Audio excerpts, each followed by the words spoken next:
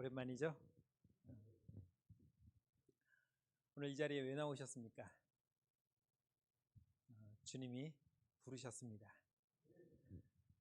주님이 왜 부르셨을까요? 주님이 원하셔서 부르셨습니다.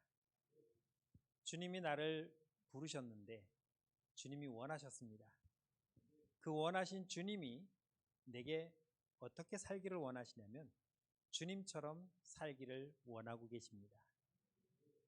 오늘 우리는 주님이 원하시는 삶을 살아야 되기 때문에 이제 그 삶이 나의 삶이 자연스럽게 되어야 합니다.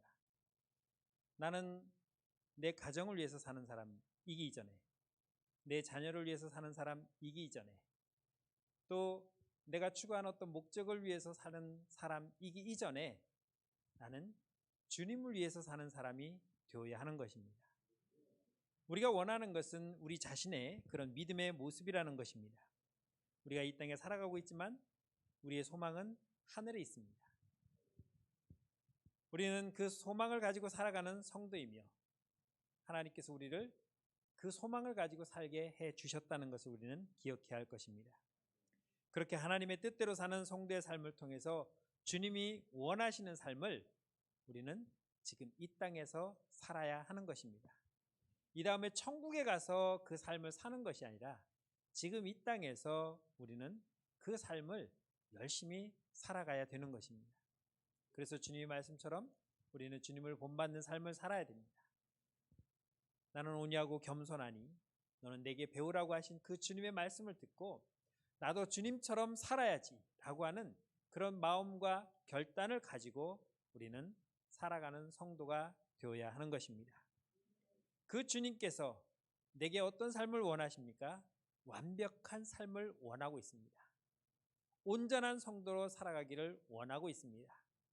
조금 부족하고 조금 어리석고 조금 모자라는 그러한 삶이 아니라 주님은 당신의 자녀가 완전한 온전한 사람으로 살아갈 수 있도록 그렇게 살기를 원하고 있다는 것입니다. 여러분들은 그렇게 살고 있습니까? 세 분만 그렇게 살고 계세요. 이론은 그렇습니다. 그런데 현실은 그렇게 못 사는 것이 우리들의 모습입니다. 그래서 그렇게 살려고 애써야 되는 거죠. 바울은 뭐라고 말합니까? 나는 날마다 죽노라고 했습니다. 왜 날마다 죽습니까? 내 육체가 죽어야 내 영혼이 살기 때문입니다. 나를 쳐 복종케 했다고 했는데 왜 나를 쳐서 복종케 합니까? 내가 하고 싶은 거를 꿇어 꺾어버리고 주님이 원하시는 삶을 살아야 하기 때문에 내가 죽고 내가 꿇어야 되고 내가 나를 쳐서 무너뜨려야 그 속에서 주님의 모습, 주님의 삶이 나오기 때문인 것입니다. 오늘 본문의 말씀은 여러분들 잘 아실 겁니다. 한 부자 청년이 주님을 찾아와서 주님과 간단한 대화를 나눈 그런 장면입니다.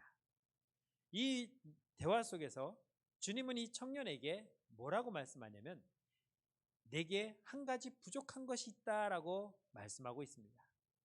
오늘 본문 21절 말씀 봅니다. 예수께서 그를 보시고 사랑하사 그에게 이르시되 내게 아직도 한 가지 부족한 것이 있으니 라고 말하고 있습니다. 너에게 부족한 것이 있다라고 말합니다. 여러분은 부족한 것 있습니까? 저는 부족한 게 참 많아요. 돈도 없어요. 배운 것도 별로예요. 할 줄 아는 것도 없어요. 다른 사람에 비하면은 내가 참 부족하다라는 것을 많이 느껴요.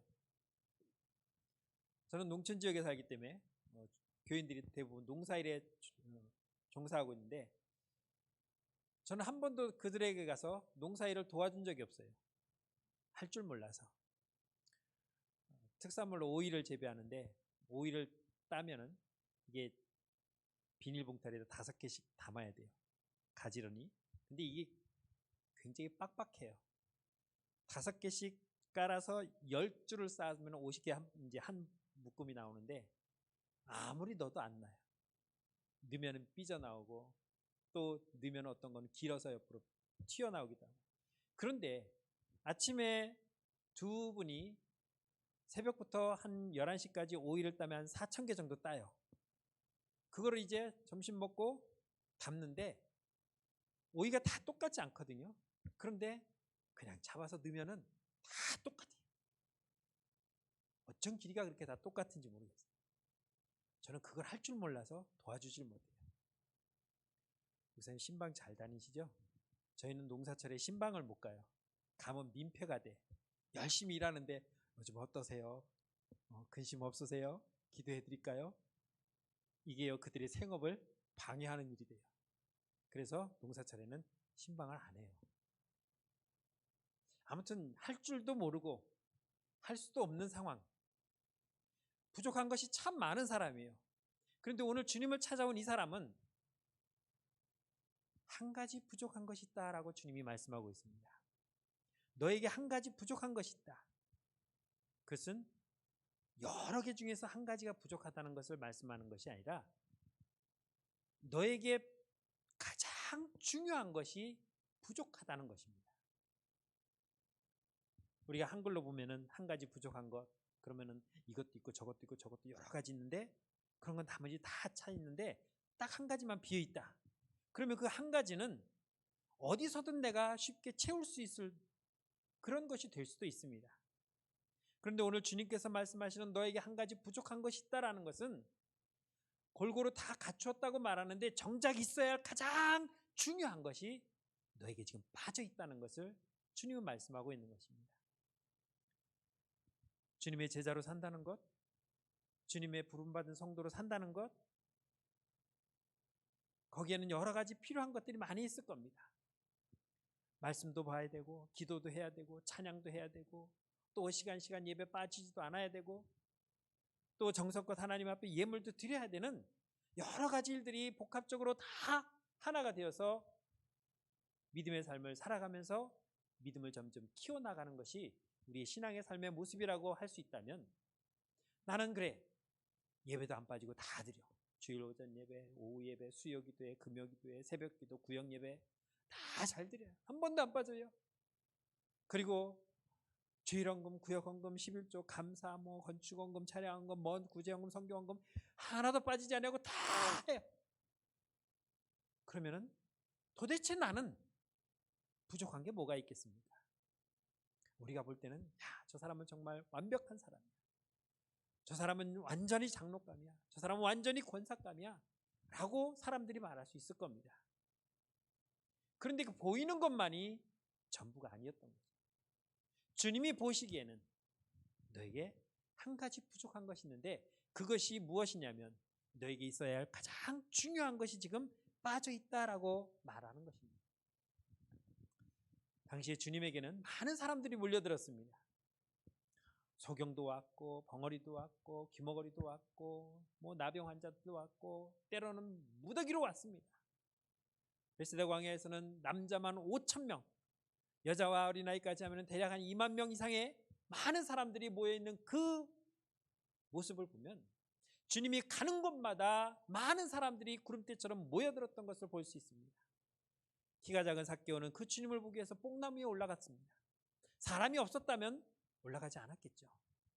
많은 사람들이 주님을 에워싸고 모여드는 그때에 소경했던 바디메오는 어디에 주님이 계시는지 알지 못해서 다윗의 자손 예수여 하고 큰 소리로 외쳐버렸습니다.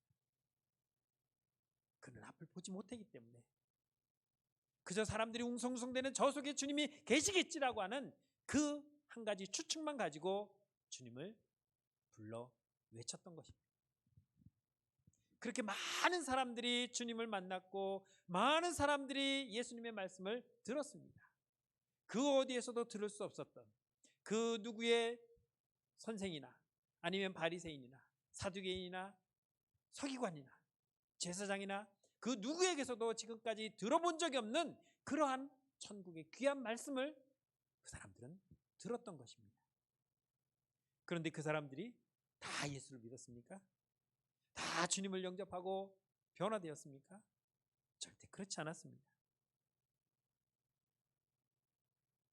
죽음에서 살아나기도 했고 질병에서 고침을 받기도 했고 정말 심각한 문제를 가지고 주님을 만나서 그 문제가 해결되어 땡볕에 온 동네를 쫓아다니며 와보라 하고 외쳤던 수가성 여인처럼 믿은 사람들은 별로 그렇게 많지 않았습니다. 통계를 한번 내본 적이 있습니다. 제가 낸 게 아니라 교단에서 낸 게 있는데,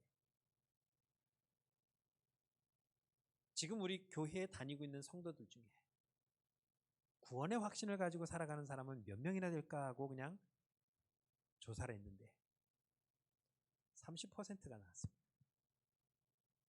10명이 교회를 나와서 함께 예배드립니다. 목사도 있고 장로도 있고 권사도 있고 집사도 있고 평신도도 있고 다 있는데 그 중에 그 10명 중에 구원의 확신을 갖고 있는 사람이 3사람밖에 없다는 거죠. 얼마나 심각한 일인지 모릅니다. 그럼 그 사람들은 왜 교회에 나왔을까요? 제가 한 4,000명 모이는 교회에 부목사로 심호한 적이 있습니다. 4,000명이 모이니까 여기도 이제 오늘 기업인이 있는데 거기도 기업인이 많죠. 동네 슈퍼, 빵집, 떡볶이집, 문방구, 병원, 치과, 내과 엄청 많아요. 그런데 그 사람들 중에 대부분이 다 믿음 생활을 하기 위해서 나오는 사람이 있는데 몇몇 사람은 그렇지 않은 사람을 발견했어요. S보험회사 다니는 분, H회사 보험회사 다니는 분, B, D 보험회사 다니는 분들은 목적이 있더라고요. 주님을 만나기 위해서, 주님께 예배드리기 위해서 오는 목적보다는 내가 저 사람에게 생명보험을 하나 팔아야지, 내가 저 사람에게 자동차 보험을 하나 팔아야 되고, 4,000명이니까 그들이 갖고 있는 차만 해도 몇백 대예요. 4,000명이면 4,000명이 전부 다 보험 하나씩은 다 들어야 되는 거 아니에요? 얼마나 큰 시장입니까? 몇 년 전에 저희 교회 모 장로님이, 우리 교회 장로님이 아닌데 이 연천군에 이사 오셔갖고 뱅글뱅글 돌아다니면서 하나씩 방문하는, 그러다가 결국에 그분은 연천군에서 제일 큰 교회에 등록을 했습니다. 그리고 조금 있다 보니까 요양원을 차리셨어요. 목적이 있었습니다. 우리 교회보다는 그 교회 노인들이 더 많아요. 여러분, 교회 온다고 해서 다 주님을 찬양하기 위해서 오는 것은 아니라는 거죠. 주님 앞에 모였던 그 수많은 사람들이 주님의 말씀을 똑같이 들었는데 그 중엔 나중에 예수님을 십자가로 못 박으라고 외치는 사람도 있었을 것이고, 정말 그 주님의 말씀을 붙들고 그 말씀대로 변화되어 살아간 사람도 분명히 있었다는 것입니다. 그 어디에서도 들을 수 없었던 그 주님의 정말 살아계신 하나님이 인간의 몸을 입고 이 땅에 내려오셔서 우리에게 주신 그 생명의 말씀을 듣는 그 자리에서 그 말씀을 흘려버린 사람이 있는가 하면 그 말씀을 듣고 변화된 사람이 있었다는 것입니다. 왜 그렇습니까?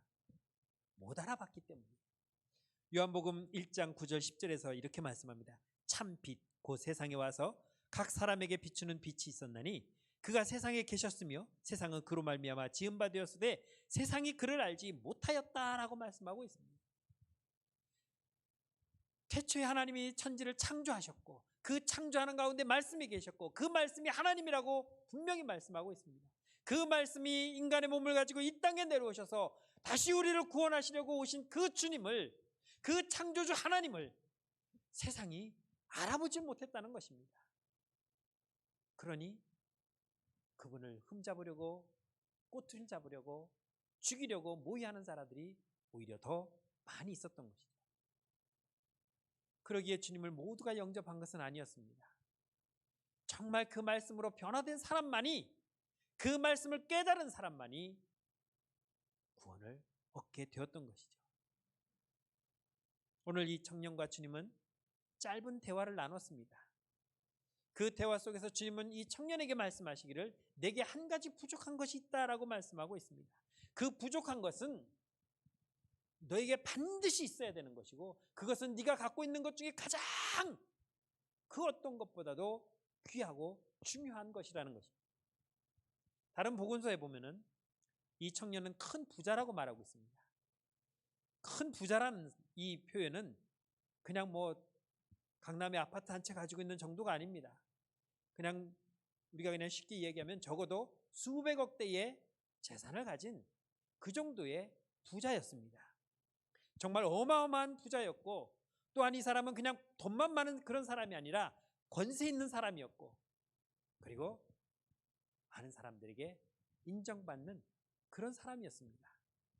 젊은 청년이 명예도 있었고 지식도 있었고 재물도 있었고, 뭐 남부럽지 않는 완벽하게 갖췄다고 할 수 있는 그런 사람이 오늘 주님에게 찾아왔습니다. 10장 앞에 보면은 주님과 함께 바리새인도 있었습니다. 그들은 왜 주님을 찾아왔겠습니까? 꼬투리 잡으려고, 어떻게 해서든 내가 제대로 한번 꺾어보겠다고. 거기에 이 청년도 있었습니다. 이 청년은 하나님 말씀에도 아주 열심으로 살아가는 그런 사람이었습니다. 바리새인은 어떤 사람입니까? 율법에 대해서는 아주 능통한 사람들입니다. 하나님 말씀에는 아주 정확한 사람들입니다. 그렇지만 그들은 하나님의 말씀도, 전해오는 장로들의 구전도 나의 탐욕을 채우는 하나의 도구가 되었지, 그 말씀 그 자체로 하나님께 영광을 돌리는 사람들이 아니었기 때문에 주님은 그들을 외식하는 자라고 말씀하셨고, 심하게는 독사의 자식이라고 욕까지 하셨습니다. 이런 사람들과 이 청년을 비교한다면 이 청년은 굉장히 좋은 사람이에요. 그 청년이 걸어가는 주님 앞에 뛰어와서 무릎 꿇고 엎드려 선생이여 라고 말합니다. 그냥 선생도 아니고 선한 선생이여 라고 주님을 찾아왔습니다. 남을 존중할 줄 아는 사람이고, 배울 것이 있다고 하는 사람에게 겸손히 머리를 숙일 줄도 아는 그러한 사람이었습니다. 남 부럽지 않아서 누구에게 머리 숙이거나 아니면 또 다른 사람에게 뭐 굳이 내가 저 사람에게 배울 것이 있나?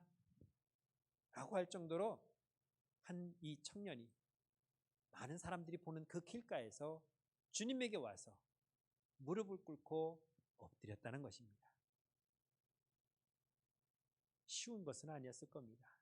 그런데 이 청년은 요즘 대세라고 하는 이 나사렛에서 온 이 예수라고 하는 이분이 전하는 이 말씀에 대한 능력과 소문을 익히 들었기 때문에, 내가 이분에게 가서 물어보면 나의 궁금증이, 나의 문제가 해결될 것이라고 하는 그런 믿음을 가지고 주님 앞에 찾아온 것입니다.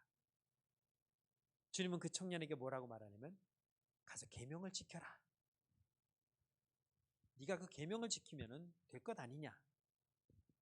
그 계명이 뭡니까? 오늘 20절 말씀은요, 그가 여짜오되 선생이여 이것은 내가 어려서부터 다 지켰나이다. 선생님, 계명을 지키라고 하셨지만 저는 이미 어려서부터 다 지키면서 살아왔습니다. 그 계명이 뭡니까? 내 부모를 공경하라, 살인하지 말라, 간음하지 말라, 도둑질하지 말라, 내 이웃을 탐내지 말고 속이지 말라. 10계명의 5계명부터 10계명까지 인간들이 살아가는 데 있어서 반드시 지켜야 할 그 계명들을 이 청년은 어려서부터 아주 충실하게 듣고 배우고 익히며 실천해 왔다는 것입니다. 요즘 청년들 같으면 이 정도 재산에 이 정도 가졌으면 뭣도 부릴 줄 알죠. 한참 뭐 8, 90년대 좀 다 그런 건 아니지만 몇몇 일탈하는 청년들이, 뭐 부잣집 청년들이 스포츠카 타고 강남에 가서 도로변에 차를 대고 찍 창문 내려서 따고 야 타! 야타족이 한번 이렇게 좀 유행한 적이 있습니다. 그럼 뭣도 한번 부릴 줄 아는 그런 사람일 수도 있었을 것입니다. 그런데 이 청년을 보면은 전혀 그런 모습을 우리가 찾아볼 수 없다는 거죠. 오직 자기의 궁금한 걸 배우는데 그리고 가진 것으로 자신이 해야 할 일을 충실하게 행하는 그런 사람이었습니다. 그런 사람이 오늘 주님 앞에 찾아왔는데 한 가지 부족한 것이 있다는 이 말을 듣고 이 청년은 고민에 빠졌을 겁니다. 내게 부족한 것이 있다. 주님은 17절에서 이렇게 말씀합니다.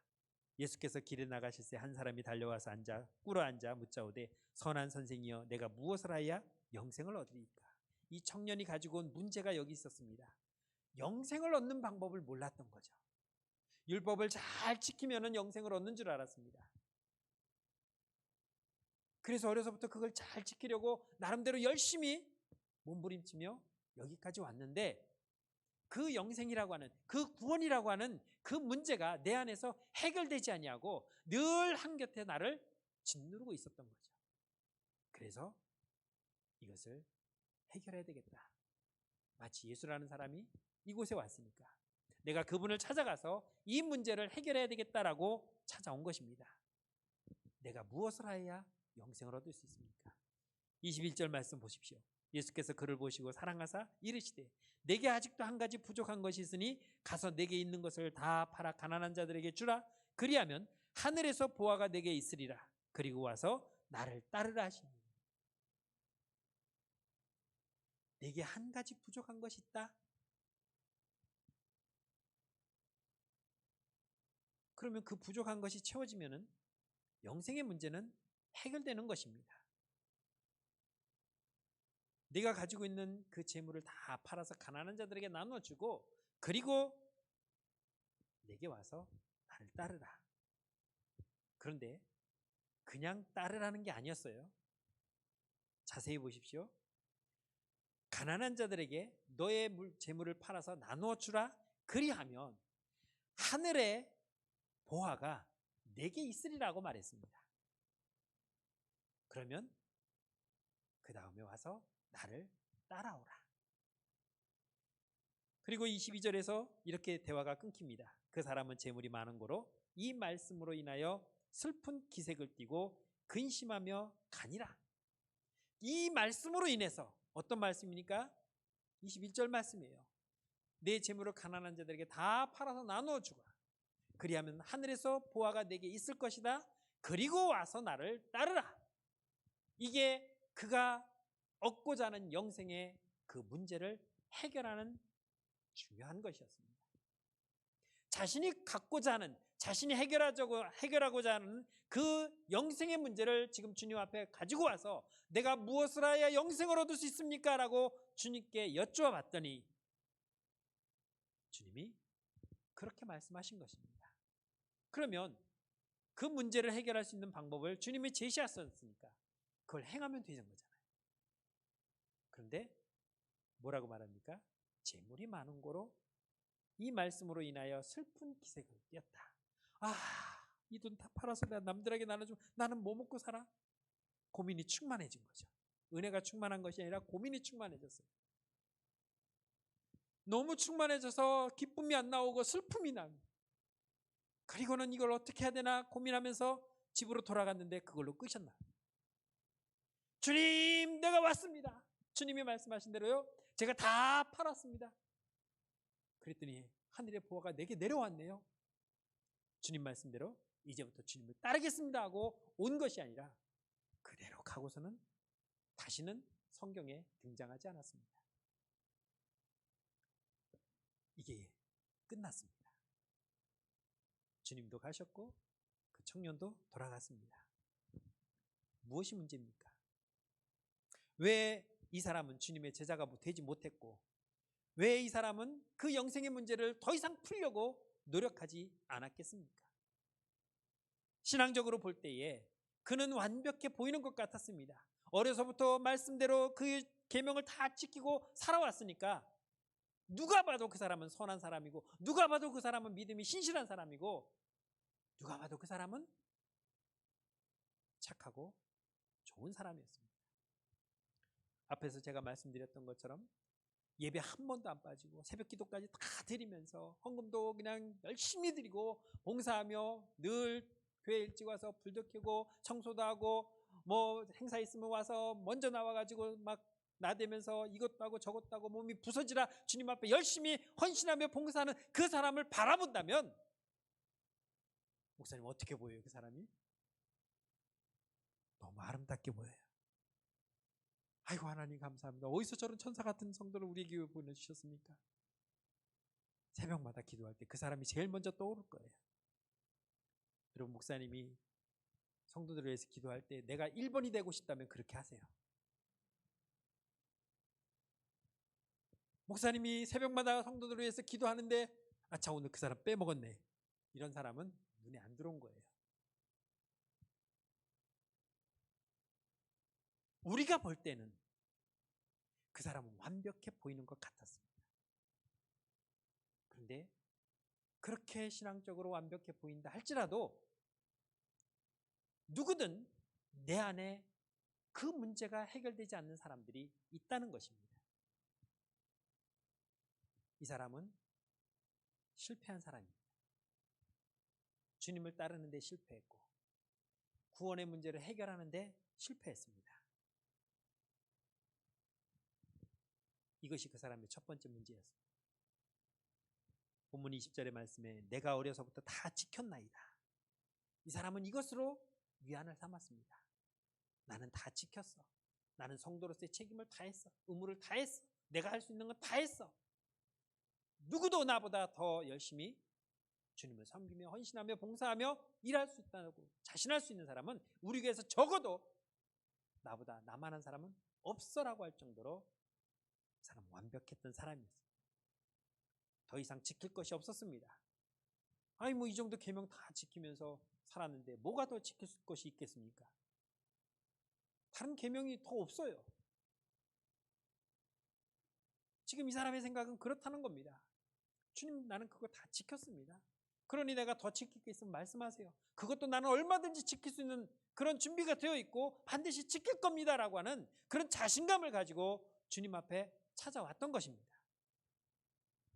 나는 부족한 것이 없습니다 라고 하는 그런 마음을 이 사람은 품고 있었다는 것입니다. 그럼에도 불구하고 내가 보기에 남이 보기에 나는 완벽한 믿음의 삶을 살고 있는 것처럼 보인다 할지라도 그는 내가 어떻게 해야 영생을 얻을 수 있을까? 라고 하는 이 문제를 가지고 있었다는 거죠. 그러면서 유명한 선생님, 요즘 이 나라를 휩쓸고 있는 대세이신 선한 선생님, 당신이 보기에 내가 어떻습니까? 내가 여기서 또 지켜야 할 것이 있습니까?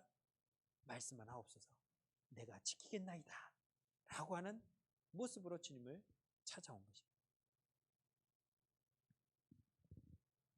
나는 충분히 이 정도면 됐다라고 하는, 이 정도 내가 믿음 생활하면은 목사님도 인정하고 성도들도 인정하고 하나님도 인정하실 거야 라고 하는 그런 자신감, 완벽한 자신감이라면, 부족한 것이 없는 자신감이라면 얼마나 좋겠습니까? 그런데 이 사람은 한 가지 부족한 것이 지금 있는 가운데서 나는 더 이상 지킬 것이 없다라고 지금 말하고 있는 겁니다. 이 사람이 거짓말했을까요? 아니요, 거짓말 안 했습니다. 주님이 그 사람이 거짓말하는 걸 몰랐겠습니까? 아나니아와 삽비라처럼 이게 다냐 그래도 예 이게 다입니다라고 그들이 거짓말할 때에 그들은 그 자리에서 죽음을 면치 못했습니다. 만약 이 사람이 거짓말했다면 너는 왜 거짓말했느냐 주님이 책망하셨을 겁니다. 그런데 주님은 책망하지 않은 걸 보니 이 사람은 거짓말하지 않았습니다. 내가 이 정도 지켰으니 이제 이 예수라고 하는 이분에게만 그래 너는 완벽하다, 너는 부족한 게 없다라고 하는 이 말만 들으면은 내가 생각했던 이 영생의 문제, 내가 고민하고 있던 이 문제는 괜히 쓸데없는 고민이었고 더 이상 나는 고민하지 않아도 이제 내가 편안하게 살 수 있는 그런 사람이 될 거야 라고 하는 그런, 그래서 한 가지 기대는 그 주님이 나에게 너는 완벽해 라고 하는 이 말을 듣고 싶어서 지금 찾아왔다고 볼 수도 있는 것입니다. 그래서 뭐라고 말합니까? 다 지켰습니다. 다 지켰어요. 6번째 계명부터 10번째 계명까지 더 이상 지킬 게 없습니다. 그러니 당신은 이제 내 모습을 보고 나의 말을 듣고 너는 완벽하다. 더 이상 네가 고민하지 않아도 된다. 너는 이미 구원받았다. 너는 이미 영생 얻었다라고 하는 이 확답을 듣고 싶었던 것인지도 모를 것입니다. 그런데 뜻밖입니다. 내게 아직도 한 가지 부족한 것이 있으니라고. 그 한 가지가 무엇일까? 순간적으로 생각해 보았을 겁니다. 율법일까? 계명일까? 구제일까? 아닌데 나는 그것도 있고 이것도 있고 저것도 있고 나는 내가 생각하기에 더 이상 할 것이 없이 완벽하게 다 했다고 생각하는데 뭐가 부족하다고 할까? 라고 하는 생각이 머릿속에서 막 튀어올랐을 것입니다. 그런데 부족하다. 부족했었다가 아닙니다. 너는 그래 지금까지는 잘해왔지만 앞으로 너는 또 부족할 수도 있을 것이다 라고 하는 미래형도 아닙니다. 현재 진행형으로 너는 지금 부족하다라고 말씀하고 있습니다. 도덕적으로나 율법적으로나 계명으로나 그는 완벽하다고 생각했는데 지금 내가 부족한 것이 있다라고 말합니다. 사람들은 나를 칭찬하고 나를 존경하고 나를 인정하는데 내가 어디 가서 나쁜 소리 들을 만한 그런 사람이 아닌데 도대체 내가 부족한 것이 무엇일까? 그러면 내게 부족한 것이 뭐지? 그것인가? 이것인가? 찾으려고 애썼을 것입니다. 이 사람은 부족함을 인정하지 않고 있습니다. 자기가 영생을 얻어야 되는데 내가 무엇을 해야 영생을 얻을 수 있습니까? 라고 하는 이 질문이 어찌 보면은 교만한 마음에서 나왔을 수도 있을 것이라고 생각해 볼 수도 있습니다. 그의 대답에서 찾아볼 수 있습니다. 나는 어려서부터 다 지켰습니다. 내가 알고 있는 한 우리나라에 지켜야 할 이 율법은 나는 하나도 빼놓지 않고 다 지켰습니다. 그러니 나는 더 이상 지킬 것이 없다라고 지금 말하면서 내게 뭐가 부족한 것인가?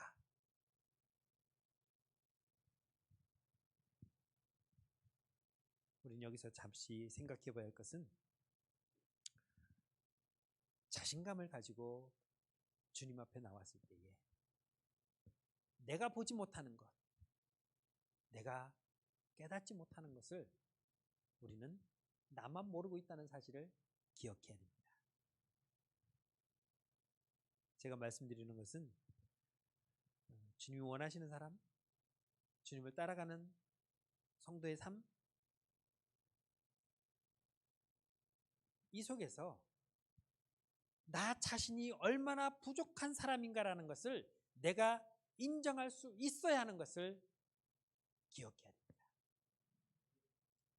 하나님, 저는요 우리 집안의 3대째 믿어오는 집안입니다.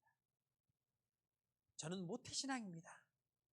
저는 지금까지 살아오면서 한 번도 삐뚤어 나가본 적 없고 우리 집안은 경건한 집안입니다. 이렇게 자신하며 살아왔음에도 불구하고 그럼에도 불구하고 하나님 나는 부족한 사람이다라고 하는 이 겸손함, 이 나 자신의 부족함을 인정할 수 있는 그런 모습을 우리는 절대로 떨쳐버릴 수가 없어야 된다는 것입니다.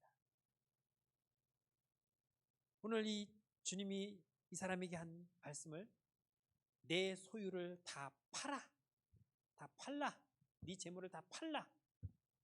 우리는 이 말씀 속에서 이 사람은 자기의 재물을 다 팔지 못해서 팔 수가 없어서 주님을 안 따랐을 것이다 라고 생각을 합니다. 근데 이 청년은 주님이 원하는 걸 잘못 알아들었어요. 팔라는 것에 초점이 있는 것이 아니라 나를 따르라는 것에 초점이 있다는 것을 놓쳐버린 거죠. 여러분, 하나님은 부자이십니다. 여러분들이 헌금을 안 해도 하나님은 상관없습니다. 하나님이 우리의 재물을 원하셨다면 여러분들 같은 분 구원 안 시켰어요. 우리나라 대기업 총수들만 구원시키지. 왜? 걔네들 오면은 11조만 내도 뭐 한 달에 수십억, 수백억씩 낼 수 있으니까. 그런 사람들 구원시키지. 왜 여러분 돈도 저보다는 많겠지만 제가 보기에 여러분 딱 보니까 500억 이상 되시는 분 없는 것 같아요. 제가 보기에는 뭐 틀릴 수도 있겠지만 500억 이상 가지신 분이 우리 엘천연교회는 없을 거라고 저는 장담해요.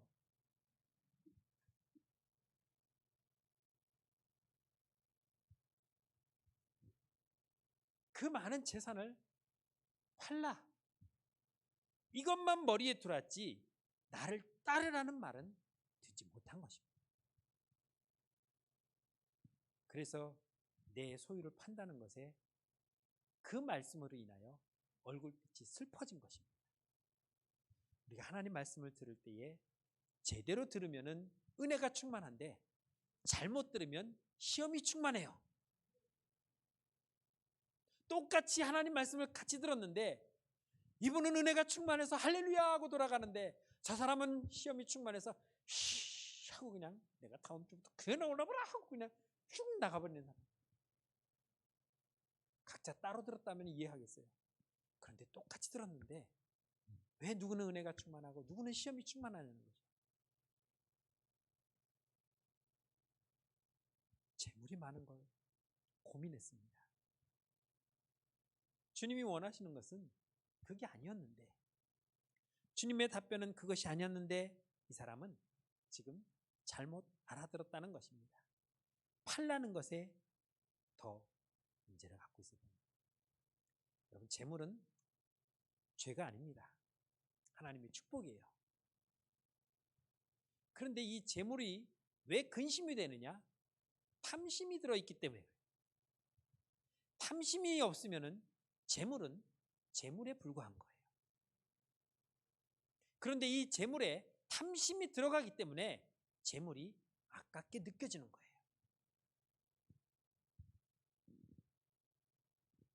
하나님께 드리는 예물이 왠지 떨리기 시작해. 손이 수전증도 안 왔는데 왜 그럴까요? 탐심이 들어와요. 저희 교인 중에 참 힘들게 사시는 분이 계셔요. 뭐 힘들어도 새끼는 다 드셔요. 농사를 조금 지시면서. 그런데 이분이 농사를 지으면은 뭐 오이가 이제 뭐 나오면 하루에 매일매일 나가니까 하루에 오이값이 그 다음날 아침 되면 탁탁 꽂혀요. 뭐 일주일마다 이렇게 이제 11조 하시는 분도 계시고 한 달씩 모아서 하시는 분인데 이분은 한 달 내내 1년 내내 한 달에 5만 원씩 11조가 똑같아요. 그래서 제가 찾아가서 여쭤봤어요. 권사님, 왜 11조가 매달 5만 원씩밖에 안 나와요? 아니 여름에 오이 나갈 때 두 달 동안 오이가 매일 나오면은 오이값만 해도 꽤 되는데 목사님 저희 힘들어요. 여기서 더 내면 힘들다는 거예요. 아, 그래요? 그 정도예요. 저 몰랐네요. 그래서 5만 원밖에 못해요. 권사님, 예, 힘드신데 하지 마요. 진짜 그랬어요. 하지 말라고. 왜? 바리새인들은 11조 어떻게 하는지 아십니까? 여러분 참깨 보시죠? 뭐 집에서 참깨 볶아 드시든 뭐 사다 드시든 참깨를 올해 참깨 농사를 져서 두 가마니가 나왔어요. 그러면 11조 얼마 드려야 돼요? 2말을 드려야 돼요. 그런데 자 이제 말 뒤에다가 딱 담아가지고 수북히 싸서 싹 깎잖아요. 2마리면은 한 마리 뭐 600g이니까 한 대에 600g이니까 6kg, 12kg를 돼야 되는데 이게 딱 했는데 전자적으로 다 올렸는데 11.995g이 나오는 거예요. 그럼 모자라요? 차 넘쳤어요? 모자라요. 큰일 납니다. 11.6 정확히 들어야 돼요. 이 바리새인 기준으로. 그래서 세요. 2마리를 세서 12만 깨알이 나왔으면 그 12만 깨알에서 얼마 빼야 돼요? 12,000알을 빼야 돼요. 그렇게 정확히 드리는 사람들이 이 사람들이에요. 딱 됐는데 넘치면은 괜찮아요. 그런데 위를 싹 깎았는데 깎다가 손가락이 껴가지고 이렇게 조금 패여서 몇 알이 떨어져서 부족하면 큰일 나는 거예요. 우리는 하나님 앞에 드리는 예물이요, 꼭 그렇게 계산하는 건 아니지만 드릴 수 있으면 정확하게 드려야 돼요. 그리고 드리면은 기쁨이 있어야 돼요. 이것을 주신 하나님이 나에게 이만큼 주신 것에 대한 감사와 기쁨이 담겨져 드릴 때는 그게 하나님께 드려지는 귀한 예물이 되는데, 거기에는 내 탐심이 들어가 있잖아요. 그런데 이번 달에 얼마 받았어? 봉투에 보니까 뭐 357만 6천 원인데 뭐 세금 떼고 나니까는 뭐 312만 원? 그래? 그럼 11절 얼마 드려요? 310얼마를 드려요. 그런 사람들이 많아요. 우리 교인들이 많이 여쭤봐요. 그게 맞습니까? 하나님께서는 밭의 소산물의 10분의 1을 드리라고 했습니다. 그런데 우리 교인들은 어떻게 드리냐면, 자, 쌀이 100가마를 거뒀어요. 그런데 모판값, 벼를 요즘에 벽실을 뿌려서 하지 않고 모를 사다가 심어요. 벼값으로 12가마가 나갔어요. 모내기 할 때 이양기 빌려서 품꾼 쓴 게 8가마가 나갔어요. 추수할 때 콤바인 불러서 타작하니라고 15가마가 나갔어요. 그동안 비료비다 뭐해다 뭐 해가지고 나간 게 한 20가마 남았어요. 남은 게 한 30가마 남았어요. 그러면 11조가 얼마 나와요? 3가마 반이 나와요. 이게 11조가 아니에요.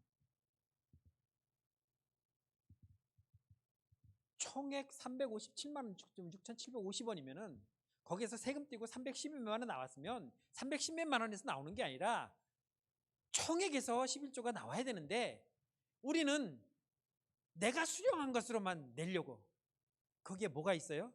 탐심이 있어요. 아까움이 들어있는 거예요. 이 청년이 슬퍼진 이유는 탐심이 그 재물에 들어있기 때문에 슬퍼진 거예요. 그래서 주님의 그 해결의 정답인 나를 따르라고 한 말에 귀가 열리지 않았던 것입니다.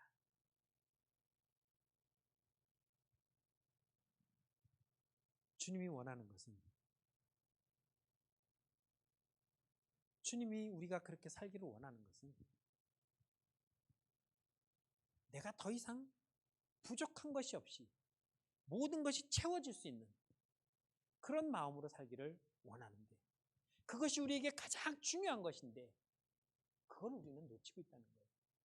그게 뭡니까? 하나님은 전능하신 분이에요. 하나님은 나를 구원하신 분이라는 거죠. 하나님은 죽었던 나를 생명으로 살리신 분이고, 하나님은 나를 자녀 삼으셔서 하나님의 나라를 상속케 하신 그 하나님, 여러분 믿습니까? 믿습니까? 그런데 우리 교인들은 거짓말해요.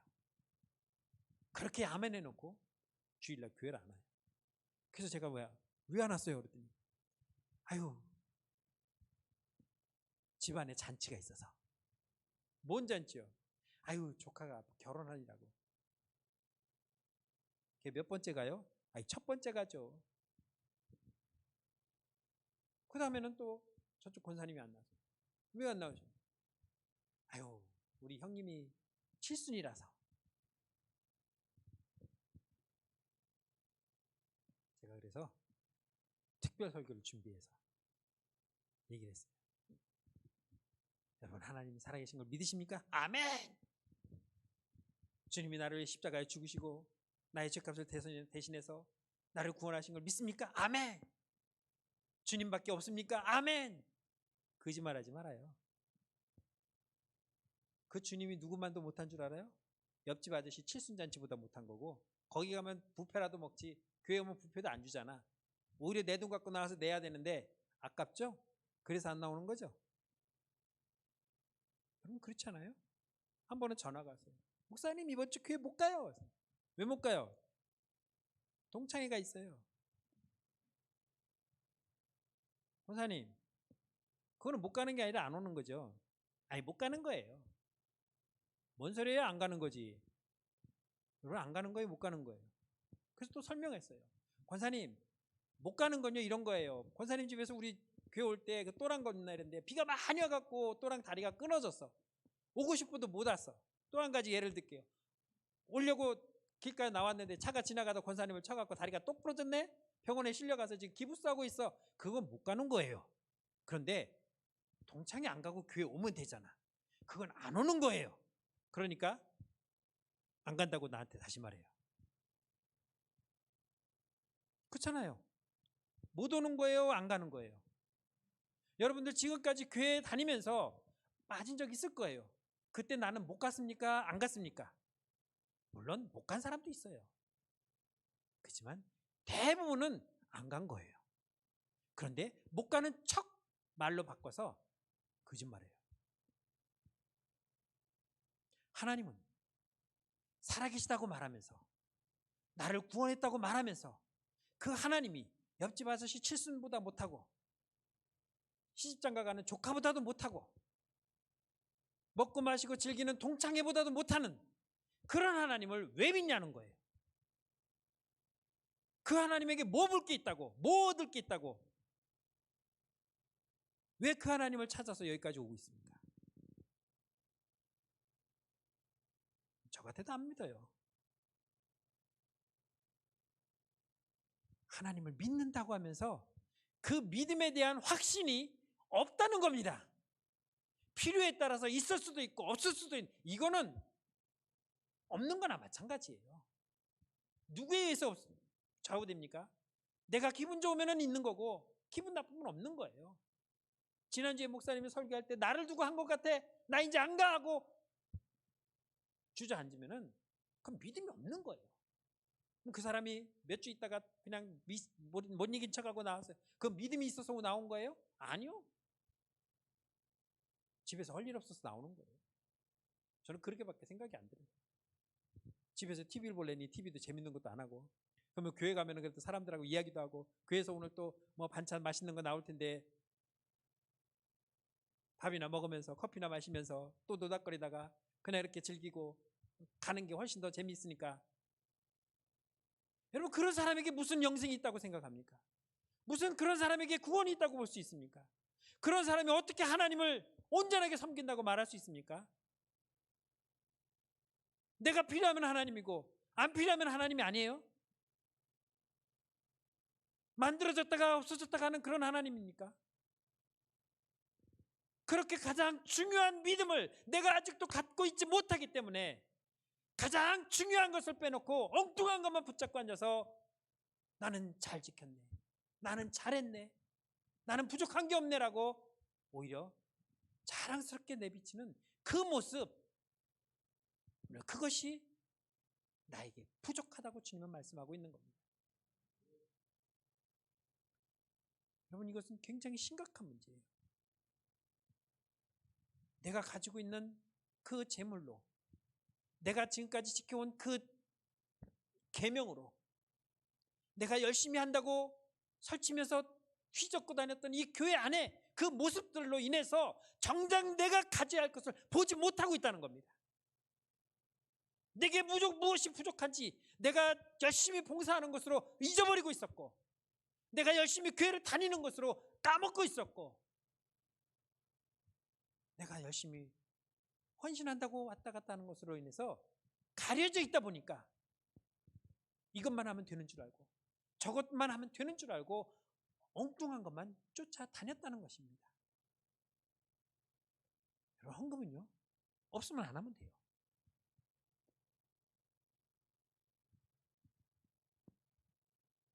재밌는 얘기 드릴게요. 저희가 이제 헌금함을 저 앞에다 놔두고 이제 들어오면서 합시다. 제가 이제 주일헌금 이렇게 이제 헌금 개수한 걸 이렇게 딱 보고서로 받으면요, 주일헌금이 너무 안 나와요. 그래서 계산을 해봤어요. 내가 얼마, 집사람이 얼마, 애들이 얼마, 딱 보니까 뭐 누가 얼마 하는 것 같고, 그러면 쉽게 얘기해서 30명이 예배를 드렸으면 1인당 1,000원씩만 해도 3만 원이 나와야 되죠. 그렇죠? 그런데 3만 원이 안 나와요. 24,000원이 나와요. 그러면 내가 낸 거, 집사람이 낸 거, 가족이 낸 거에 몇 사람 거 하면은 나머지는 안 했어요.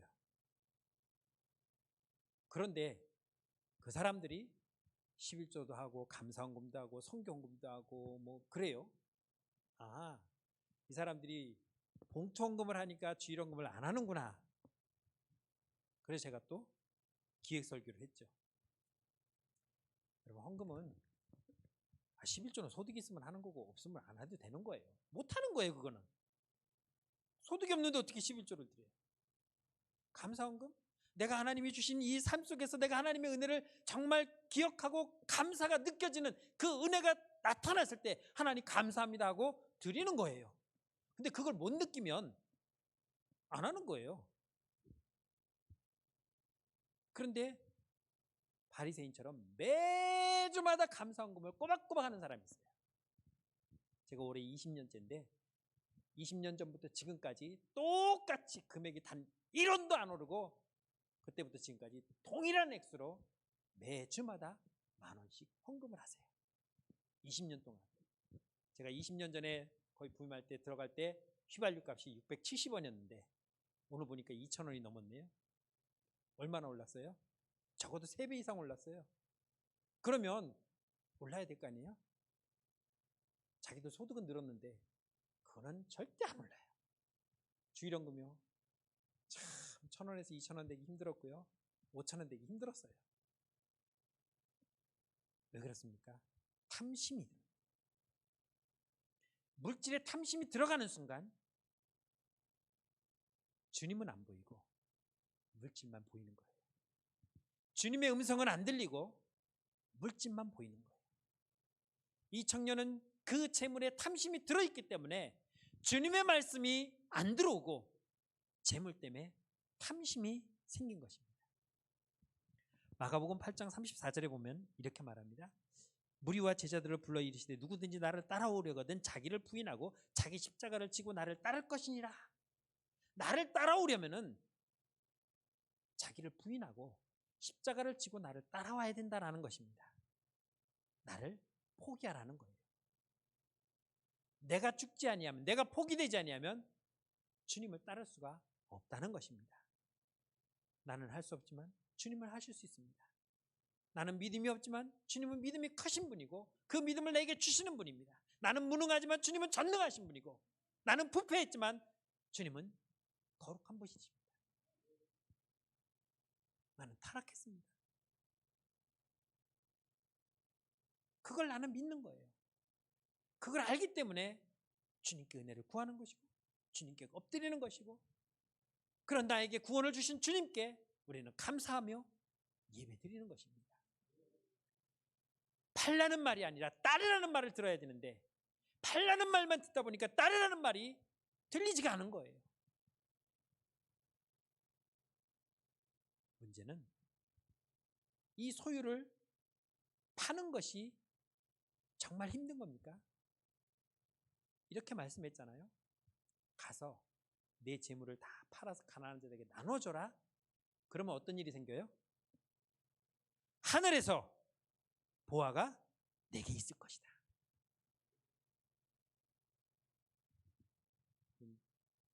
두 손을 이렇게 올려보십시오. 자, 오른손에 배 하나를 들었습니다. 왼손에 사과 하나를 들었어요. 뭐 더 이상 뭐 들을 수 없겠죠 이제? 그런데 제가 여러분들에게 수박을 하나씩 나눠주는데 어떻게 받아가실 거예요? 사과 이렇게 받아갈게요. 좋아요, 받아요. 그럼 이뻐서 제가 한 덩이 더 드리죠. 그것뿐만이 아니라 좋은 우리 동네에서 나는 정말 맛있는 햅쌀 20kg 한 푸대씩 또 줄게요. 더 좋은 것이 있으면 내가 설령 갖고 있는 것이 좋더라 할지라도 그보다 더 좋은 걸 주면 내려놔야죠. 그걸 얻기 위해서는 내 것을 내려놔야 얻을 수 있는데 이걸 못 내려놓고 주세요 하면은 받을 손도 없으면서 어떻게 얻을 수가 있습니까? 그걸 내려놓으면 하나님이 채워주신다는 것을 깨닫지 못한 거예요. 여러분, 예물 드리는 것을 아까워하지 마세요. 내가 드렸는데 하나님이 안 채워주면 어떡해요? 물론 안 채워줄 수도 있어요. 그런데 안 채워줬다고 하나님을 원망할 거예요?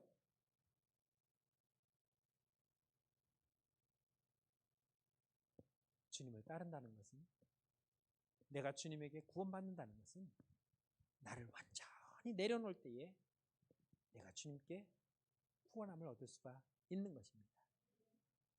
내가 어려서부터 지켜온 율법이 나를 구원하는 것이 아니라, 내가 빠지지 않고 전문이 닳도록 교회를 열심히 다닌 것이 내게 구원을 주는 것이 아니라, 내 마음속에 주님이 들어와서 주님을 내가 믿고 그분을 섬기며 그분과 함께 살아가는 것, 이것이 나에게 구원을 주는 것이지, 1년 52주 안 빠졌다고 구원을 주는 것은 아니라는 거예요.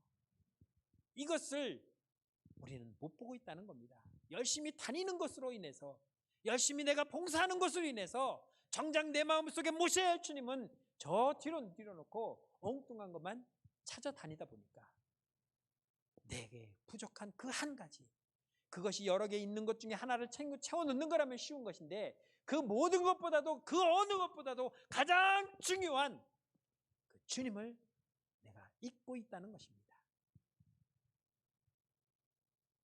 많은 것을 가졌다고 내가 이만큼 신앙생활 한다고 자랑하지 마세요. 내가 주님 앞에 봉사를 많이 못한다고 주눅 들지 마세요. 재능이 없어서 못할 수도 있고, 몸이 안 따라서 못할 수도 있고, 여러 가지 환경이 못할 수도 있는, 그런다고 할지라도 내가 이렇게 봉사도 못하고 헌신도 못해서 먹고 살기 바빠서 주님이 나를 모른다고 하면 어떡하나? 그것이 문제가 아니라, 환경과 여건이 달라도 내 마음속에 주님이 있는가 없는가가 우리에게는 가장 중요한 문제이고, 그것이 해결되어야 영생이라는 문제가 해결될 수 있는 것이고, 그것이 해결되면 다 내려놓을 수 있어요. 다 내려놓고 주님만을 바라보며 나갈 수 있어요. 그것이 해결이 안 되니까 따를 수가 없는 겁니다. 재물 때문에, 가진 것 때문에, 내 지식 때문에, 내 체면 때문에, 내 명예 때문에 내가 주님을 못하라는 거예요. 그런 것들을 다 내려놓을 수 있는, 그래서 내가 그 십자가에 죽어서 내가 죽은 그 십자가를 짊어지고 나아갈 때에 나는 아무것도 거리낌이 없이 오직 주님만을 바라보고 나아갈 수가 있는 것입니다. 왜 누구는 그렇게 살아가는데 왜 나는 그게 안 될까요? 내가 조금 다녀서 그럴까요? 우리 집안은 다 안 믿고 나만 믿어서 그럴까요? 아니요. 그 사람이 갖고 있는 그 한 가지, 그것이 내게 없기 때문입니다. 들여다보세요. 잘 있나? 우리에게 다른 게 중요한 게 아니에요. 이 부족한 이 한 가지만 있다면은 세상 말로 게임 끝이에요. 더 이상 뭐 이것저것 따질 필요가 없는 겁니다. 나는 왜 이렇게 먹먹하지? 나는 왜 이렇게 답답하지? 나는 왜 이렇게 기도가 안 되지? 나는 왜 이렇게 되는 게 없지? 그런 염려와 근심을 할 필요가 없습니다. 왜? 주님이 계시는데 알아서 하시겠지. 예전에 제 아들놈이 하도 말씀했고, 음식 한 번만 더 그러면 내가 죽여버린다 내가. 그랬어요. 그랬더니 하는 말이 뭔지 알아요? 죽여봐. 이렇게 했으면 제가 한 대 쳤겠죠. 죽으면 천국 가서 좋죠. 어이가 없으면서도 마음속에 그래도 믿음이 있나 보다. 아주 능글스럽게 죽나는, 죽으면 천국 가서 좋죠 뭐. 정말 믿음이 있어서 저런 소리를 하는가. 그러나 그 말만이라도 왠지 기분이 좋더라고요. 여러분들에게 그 부족한 것이 있기를 주의 이름으로 축원합니다. 그 어떤 것으로 그것이 감춰져서 못 찾는 것이 아니라, 이제 감춰졌던 그것을 덮고 있던 모든 것들을 다 벗겨내고 정말 중요한 그 한 가지를 소유하시는 저와 여러분들이 되기를 주의 이름으로 축원합니다. 기도하겠습니다. 참 좋으신 하나님, 은혜를 감사합니다.